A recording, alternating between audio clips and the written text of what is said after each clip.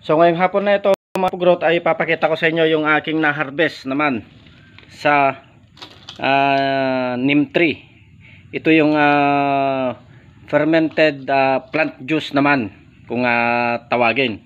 Itong neem tree nito ay mabisang pantaboy sa halos lahat ng insekto sa ating mga palayan. Ito po ay napakabaho.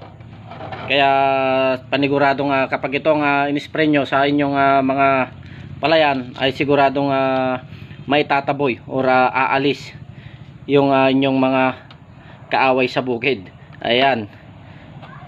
So ito yung aking maipapakita ngayon dahil natapos ko na yung pag-ferment sa kanya at yung nagamit ko na neem tree leaves ay naitapon ko na. So hindi ko na naipakita yung neem tree leaves.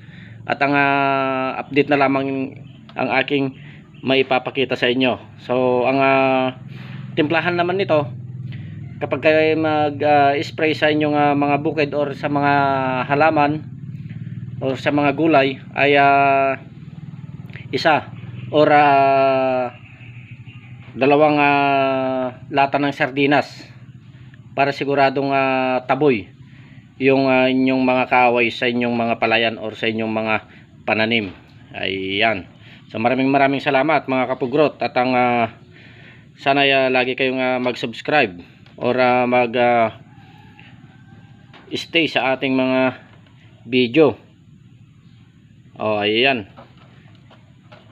So maraming salamat mga kapugrot at ang hiling ko lang sa inyo ay wag po sana tayong magsasawang manood sa aking mga susunod na video. At sa mga hindi pa nakakapanood yung mga previous video ko ay pwede nyong balikan. So maraming salamat mga kapugrot at happy farming po sa inyong lahat. God bless you all.